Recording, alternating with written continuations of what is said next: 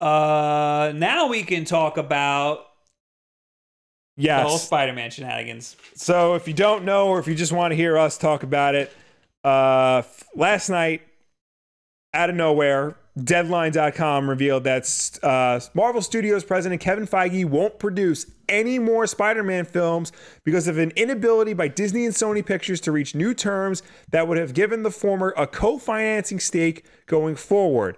A dispute that has taken place over the past few months at the top of Disney and Sony has essentially nixed Feige and the future involvement of Marvel from the Spider-Man universe, sources said. This comes at a moment when the last two films Kevin Feige produced broke all-time records. Disney's Avengers Endgame became the highest-grossing film of all time, while Spider-Man Far From Home this week surpassed the James Bond film Skyfall to become the all-time highest-grossing film for Sony Pictures. Sources said that there are 2 more Spider-Man films in the works, and the studio hopes to have director John Watts and Tom Holland front and center, though Watts does not have a deal for the next picture and isn't a lock to return. This isn't helped by the fact that, unless something dramatic happens, Feige won't be the lead creative producer of those pictures.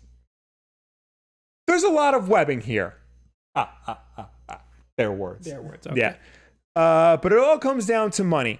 And it's easy to understand why both sides refuse to give ground. Disney asked that future Spider-Man films be a 50-50 co-financing agreement between the studios where there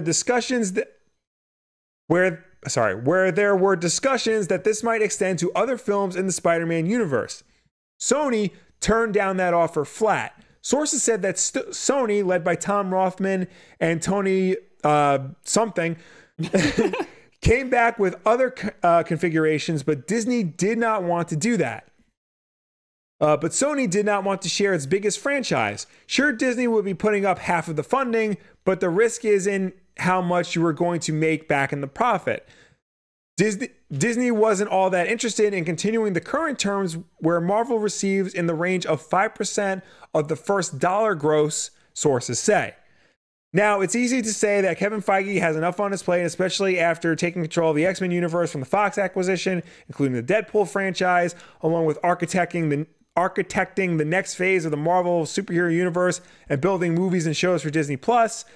But Deadline is told that Feige loves Spider-Man, according to arguably the biggest superhero character in the Marvel canon. He could have continued if Disney and Sony could have reached new deal terms. And then they go on to basically compare. They compare it to Sony thinking that they won the championship and then they can win it again without Michael Jordan on their team. Oh, God. There was an update, though, that said... there's an update. It's Sony's response to all this. Was that the same one you were thinking of? Or? I don't know. All right. So, Sony's statement. Much of today's news about Spider-Man has mischaracterized recent discussions about Kevin Feige's involvement in the franchise. We are disappointed, but respect Disney's decision to not have him continue as lead producer of our next live-action Spider-Man film. We hope this might change in the future, but understand that the many new responsibilities that Disney has given him, including all of their newly acquired Marvel properties, do not allow him time to work on IP they do not own. Kevin is terrific, and we are grateful for his help and guidance and appreciate the path he has helped put us on, which we will continue. It doesn't answer any questions. Yeah, it basically just sounds like, oh, things didn't work out, but we're all good. I heard that there wasn't a definitive bow on it. Like, they were still in negotiation. There was still time to, flip it back. As far as I know, it's done.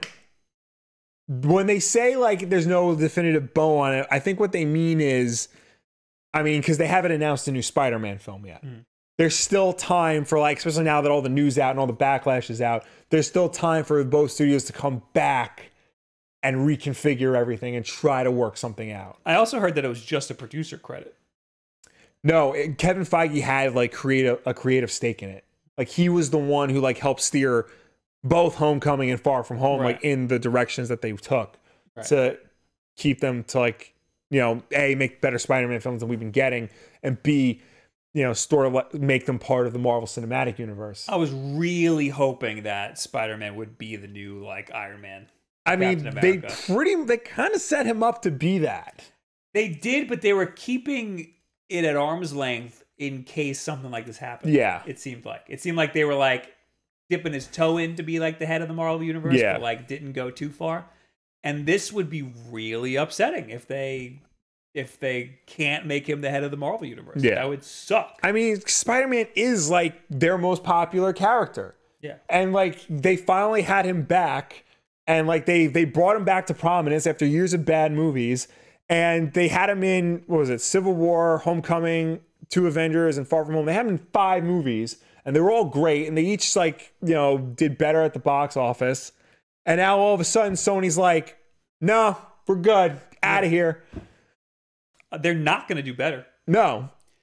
History has shown that when Sony tries to like make a Spider-Man movie on their own, or like try to be like the main creative force, something bad happens. I tweeted about this. You saw it with Spider-Man 3. Sam Raimi had a good thing going, and then Sony's like, you have to put Venom in this. You have to make Harry Osborn do this. You have to put Gwen Stacy in this. You have to do this and this. And nobody liked Spider-Man 3.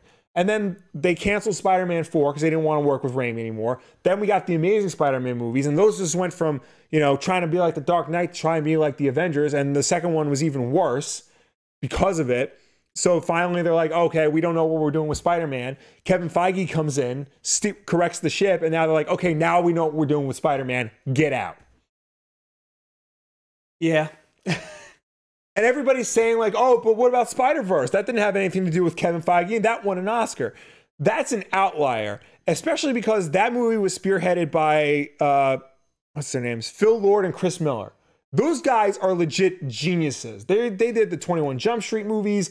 They did the original Lego movie, and they've been like architects of that. They did Last Man on Earth for Fox, which was a really funny show. Also, it's animated, and Sony doesn't care. Like, the studios don't care about their animated stuff. Yeah, they go, oh, this is for kids. Here's some money. Do whatever you want. Yeah. I mean, the fact that it got the great press and the Oscar and all that, like, that's just a nice bonus. They were not expecting that. Now they're going to get their grubby hands all over it, and the next one will not be as good. Yeah. Mark my damn words. Yeah. I should point out, because a lot of people are like coming out and saying people need to stop being happy for Disney for like being this all-consuming thing that like just takes in properties and stuff.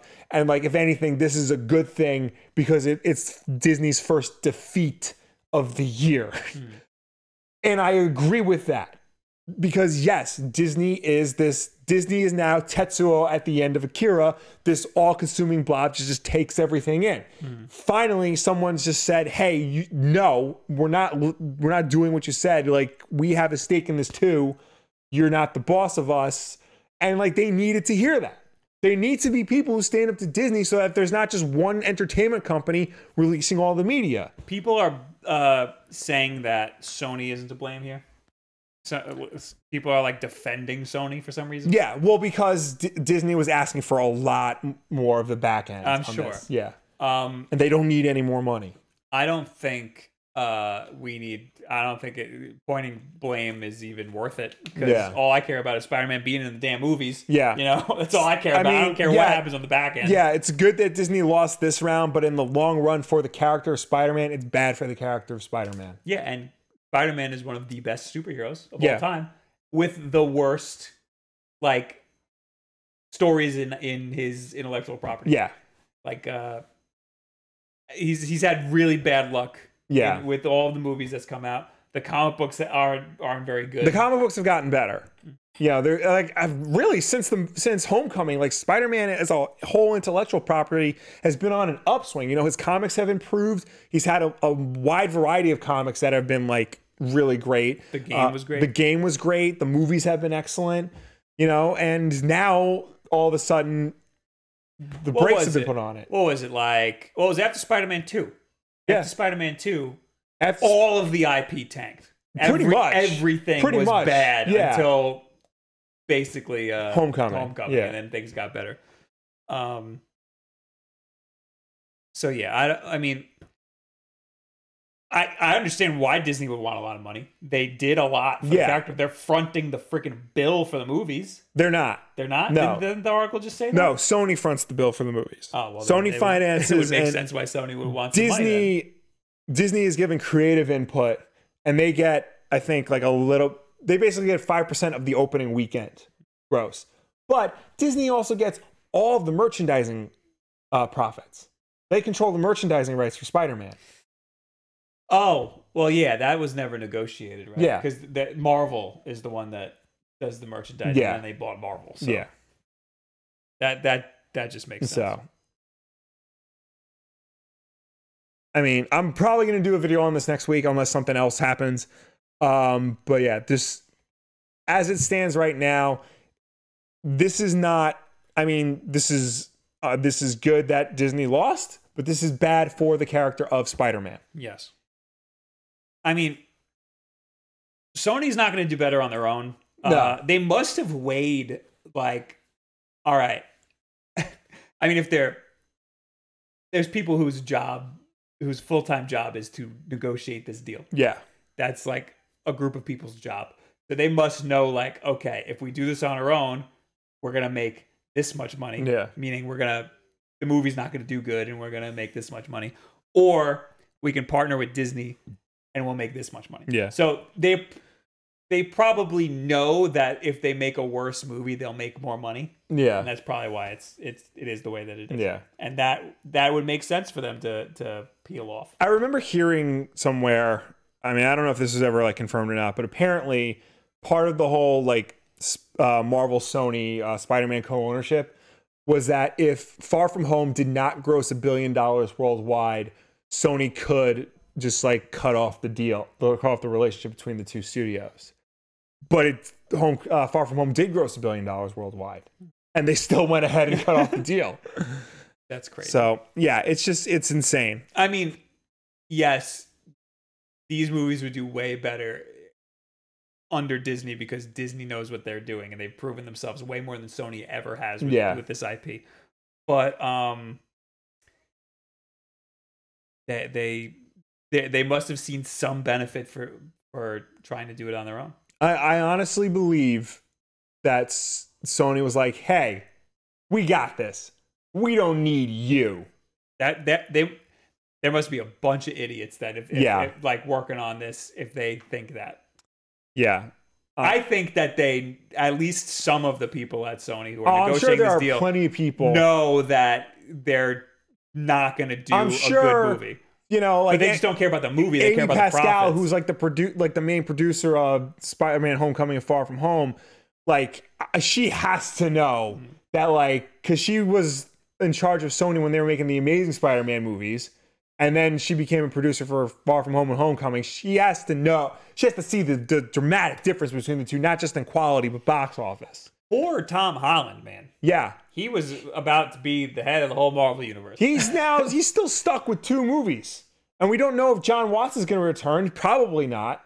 They'll probably get somebody cheaper. Probably somebody who listens to studio notes. I saw an article that was all of the Marvel, all of the Spider-Man universe movies that are coming out. There are a lot. There are way too many. That is dumb. There are way too many for one character. They're working on a Silk movie. Silk, Silver Sable, Black Cat, Venom 2. There's some people I've never heard of before. Yeah.